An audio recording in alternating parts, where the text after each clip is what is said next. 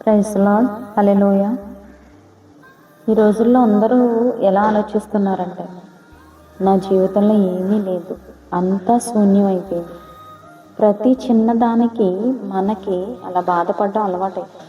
దేవుడు నన్ను చూడట్లేదు, నా ప్రార్థన వినట్లేదు, ఎప్పుడూ నా కష్టాలే. నిజంగా దేవుడు ఉంటే నాకు ఈ బాధ వస్తుందా అని ఆలోచిస్తాం. కానీ మనం నిజంగా ఆలోచించాల్సింది ఏంటంటే, మనం ఈరోజు సజీవంగా ఉన్నామంటే అది దేవుని కృప అండి.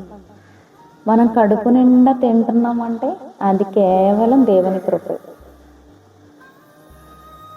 ఆరోగ్యంగా తిరుగుతున్నామంటే దేవుని కృపేనండి.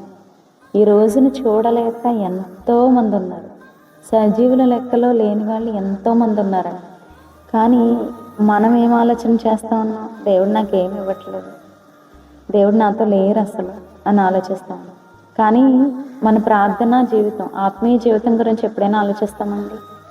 దేవా నాకు అది ఇవ్వు, ఇది ఇవ్వు అని ఎప్పుడు మన గురించి అడుగుతాం. కానీ నాయన నన్ను ఆత్మీయ స్థితిలో ఎదిగేలా చేయండి దేవా, ఆత్మీయ స్థితిలో నన్ను ఉన్నతమైన శిఖరంలో ఉంచండి నాయన, నాకు మోకాళ్ళ జీవితం నేర్పించండి, ప్రార్థనా శక్తిని ఇవ్వండి నాయన, నీతో సహవాసం పెంచుకునే సమయాన్ని నాకు ఇవ్వండి, నాలో మార్పు తీసుకురండి, మీకు ఇష్టమైన బిడ్డగా నన్ను ఉంచండి అని ఎవరైనా ప్రార్థన చేస్తున్నామండి?